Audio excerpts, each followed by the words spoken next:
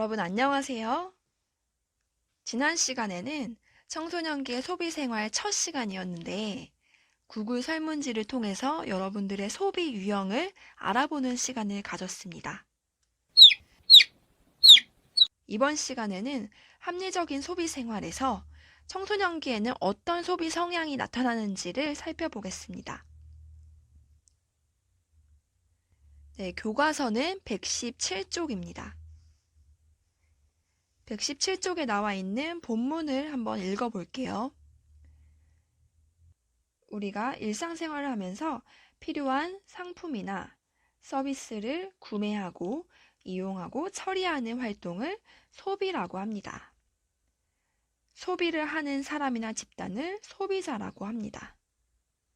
여기까지는 지난 시간에 봤던 내용이기도 합니다.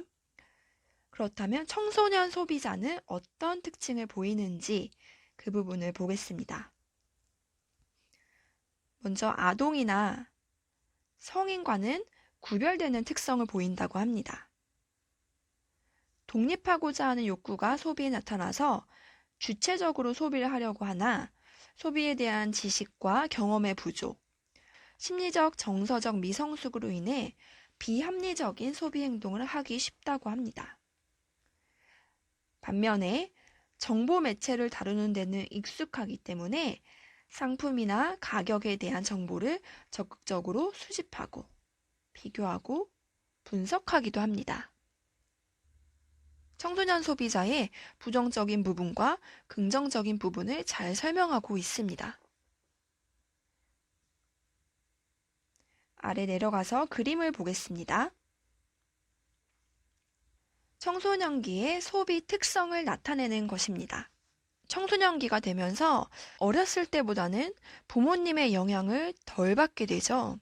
그래서 본인이 스스로 하고 싶어하는 욕구가 높아지게 됩니다. 독립된 소비 행동을 보이기도 합니다.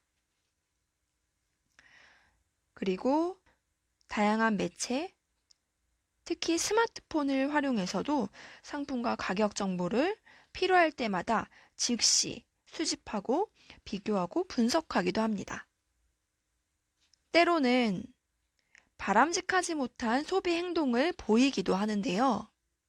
어떤 소비 특징이 있는지 볼까요? 먼저 충동 소비입니다. 충동 소비는 미리 계획을 세우지 않고 순간적으로 충동으로 구매하는 행동을 말합니다. 예를 들어 옷가게를 갔는데 티셔츠를 사러 갔다가 옆에 있는 치마도 예뻐서 두 개 다 구매하는 경우, 이럴 때 충동 소비를 한다고 합니다. 충동 소비는 자신의 경제적인 상황을 생각하지 않고 계획 없이 충동적으로 구매를 하게 됩니다. 이번에는 과소비입니다. 상품을 지나치게 많이, 과하게 구매하는 행동을 말합니다. 자신의 경제 상황보다 더 많이 구매하는 것이고, 때로는 돈이 부족할 때 지인에게, 가족에게 빌려서 소비를 하는 것을 말합니다. 이번에는 모방 소비입니다. 동조 소비라고도 하는데요. 개성이나 주관적인 판단 없이 다른 사람들이 구매하는 것을 따라 구매하는 행동을 말합니다. 친구들이 가방을 메고 있으면 나도 저 가방을 하나 사야지.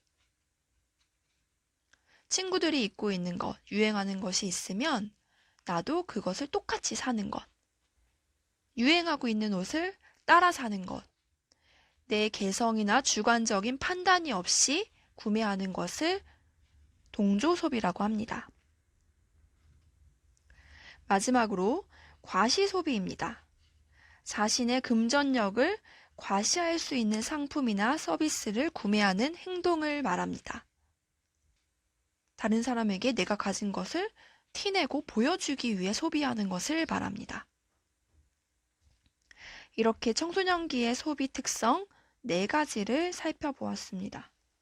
청소년기의 소비 행동과 습관은 성인이 되어서도 영향을 줄 수 있는 그런 시기입니다.